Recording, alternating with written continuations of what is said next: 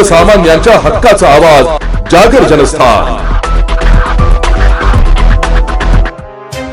शिंदे शिवसेनेचे आमदार कृपाल तुमाने यांनी ऑपरेशन टायगर अंतिम टप्प्यात असल्याचं विधान केल्यानंतर उभाटाचे खासदार अरविंद सावंत यांनी कोण कृपाल तुमाने, त्याची स्वतःची त्याच्या पक्षात काय किंमत आहे, गल्लीतलं कॉमेडियन आहे, मुळात असे टायगर आधी शिल्लक आहेत का ते बघा, दात काढलेले वाघ ते तिकडे तिथे जाऊन गृहमंत्र्यांच्या पायावर डोके ठेवणारे लोक आहे, लाचार आणि दिल्ली पुढे अशा प्रकारच्या वल्गना करतात असे चोख उत्तर दिले।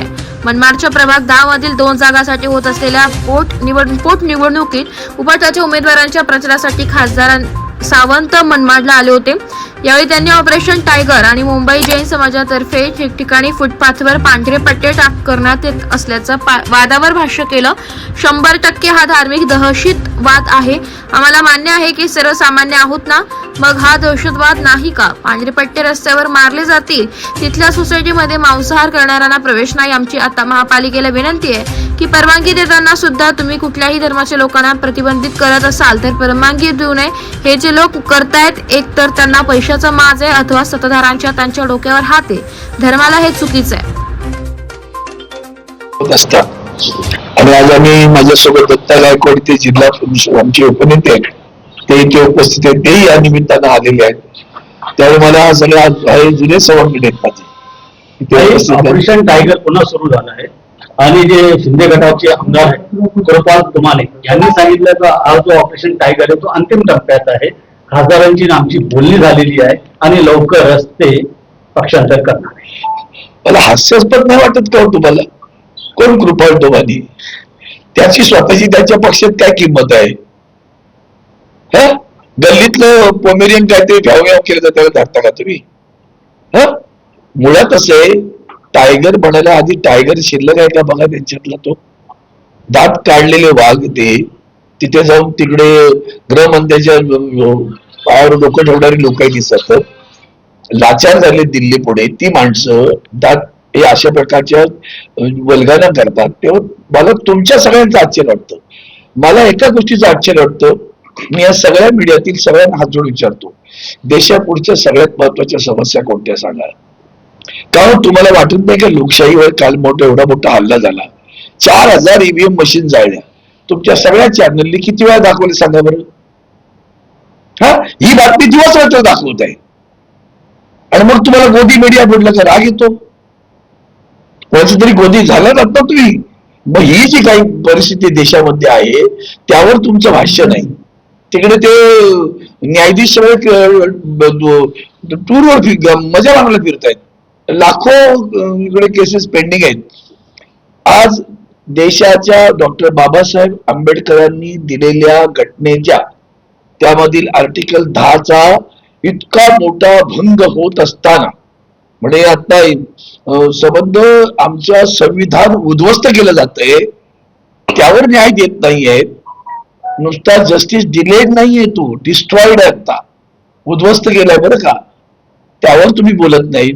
तो इलेक्शन कमिशनर नावाचे गुलाम उभे आहेत, ते ईडी नावाचे गुलाम उभे आहेत। लाज वाटली पाहिजे तुम्ही जेव्हा एखाद्याचं चारित्र्य हनन होतं ईडीच्या केस नंतर आणि जेव्हा कोर्ट त्यांना कुठलाही कारण न देता सांगतं की ह्याच्यामध्ये कुठेच काही नाही या केसमध्ये आणि सोडून देतं, तेव्हा तुमचा आवाज कुठेच येत नाही। एकच गोष्ट आठवण करून सांगतो, कालच्या परवाच्या त्या बंगालच्या विधानसभेच्या निवडणुकीमध्ये त्या ममता बॅनर्जींच्या पक्षासाठी मदत करण्याची एक कुठलीतरी एजन्सी होती, ती प्रशांत किशोर आहेत त्यांची, ती तशा पद्धतीची आहे, त्यांना ईडीने धाड टाकली। स्वतः ममता बॅनर्जी घेऊन तिथे कागद त्याचे काढून घेतले होते। त्यानंतर त्या माणसाला अटक केली आणि अटक करून त्याच्याकडनं माहिती घेत राहिले असतील। निवडणूक संपल्यानंतर कुठलंही कारण न देता ईडीने सोडून दिलं। काय ही लोकशाही आहे का? त्या पत्रकाराला अटक केल्यानंतर किंवा त्या एजन्सीच्या माणसाला अटक केल्यानंतर जो अनालिसिस करतो निवडणुकीच्या, त्याला अटक केल्यानंतर कुठलंही कारण न देता ईडीने सोडून दिलं। इलेक्शन निवडणूक संपल्या सोडलं का हो? ही लोकशाही आहे का? त्याच्यावर तुमची आवाज यायला पाहिजे। खरं तुमचा चौथा स्तंभ तिथं ताकदवान दिसू द्या, तो ताकदवान दिसत नाहीये। हे काय घेऊन बसतात विषय तुम्हाला? मला आश्चर्य वाटतं, कुठला टायगर, कोण टायगर? ते टायगर आहे ते बाळासाहेबांचे विचार घेऊन चालतात का? लाचार लोकांचे घेऊन प्रश्न लोकसभेत आला, खाली विधानसभेत मला ऍडजस्ट करा, अशी ही माणसं आहेत. त्या माणसांबद्दल तुम्ही प्रश्न विचारता, मला आश्चर्य वाटत राहतं. विषय असा होता की सध्या नाफेड ज्या पद्धतीने कांदा खरेदी करतोय, धन्यवाद देतो तुम्हाला. पहिल्यांदा जो भाव दिला, त्याच्यानंतर तो भाव परत वाढवला आणि परत तिसऱ्या वेळेला भाव वाढवला. मात्र आजही शेतकरी जे आहे ते नाफेडकडे खरेदी करण्यासाठी जात नाहीये. म्हणजे ही नाफेडची जी खरेदी आहे ही गोलमाल आहे का? मागच्या वेळेला पण त्याच्यामध्ये भ्रष्टाचार झालेला होता. हा शब्द तुम्ही केलात ना, तो आत्तापासून इथपर्यंत भ्रष्टाचार आहे. 1 रुपया किलोने कांदा, काय माझ्या शेतकऱ्याचं जीवन उद्ध्वस्त करताय हो तुम्ही? सर्वाधिक आत्महत्या करणारा शेतकरी महाराष्ट्रातला आहे बरं. हे विधानसभेत ओरडत असतात सगळी माणसं आमची. वाटतं का? तुम्ही भारतीय जनता पार्टीच्या सगळ्या नेत्यांना पहा, अगदी माननीय मुख्यमंत्र्यांपासून रोज तुम्ही असे वेगळे कुठले तरी धार्मिक राजकीय विषय घेऊन प्रत्यक्षात मूलभूत अन्न पाण्याचे जे प्रश्न आहेत, सुरक्षेचे प्रश्न आहेत, शिक्षणाचे प्रश्न, नीट सारखी परीक्षा 22 लाख विद्यार्थ्यांचं जीवन उद्ध्वस्त केलं, मुलांनी आत्महत्या केल्या, मंत्र्याला अजूनही राजीनामा दिला नाही. लक्षात घ्या, इतकं संवेदनाहीन असलेले सरकार आहे. रेल्वेचे अपघात होत्या, किती माणसं मग त्या मंत्री राजीनामा देत नाही. एवढ्या मुलांचं जीवन उद्ध्वस्त केलं, मंत्री राजीनामा देत नाही. आता तर दुष्काळाची अशी भयानक परिस्थिती आहे. काल परवडे 81 लाख महिलांना तुम्ही त्या अपात्र केल्या. लाडली बहीण, त्या सगळ्या महिलांना पण विचारतो, ताई काय झालं ग? तू लाडकी होतीस ना ग, मग तुझं कसे पैसे बंद केले? 81 लाख आकडा धरा आणि त्यांच्या सगळ्या विजयातला मतांचा फरक पहा तुम्हाला. एक महिला म्हणजे तिचं एकटीचं मत देऊ नका, तिला मिळतात म्हणून तिचे पती कदाचित मतदान करतील, मुलगा पण मतदान करतील, आपण तिलाच धरू. 8 त्रिक 24, 2,40,40,00,000 मतदान. तेवढं मतदान काढा, काही सत्तेवर बसतात का बघा. विकतच घेणार ते सुद्धा. बिहारमध्ये काय केलं?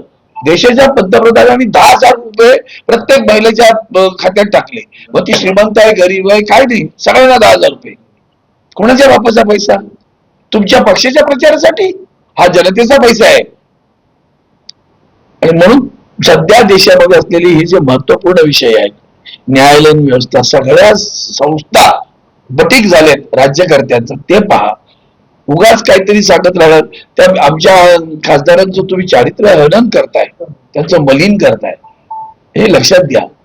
आणि काल गेलं की ते त्यांची माणसं सरळ 20 जण दिसले. दाखवा ना आमची, कुठे 7 जण आहेत ते? 8वा इथे समोर बसलाय, 9वा दिल्लीत गेलेला आहे, 6वा पण दिल्लीत आहे. आता कोण गेले? कोणते आवाजे पण दिल्लीत आहेत, अनिल देसाई दिल्लीत आहेत, मी इकडे गल्लीत आहे.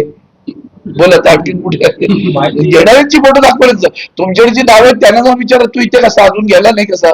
कृपया तुम्हाला विचार, हे का तुझ्या घरी जेवायला आले का रे बाबा?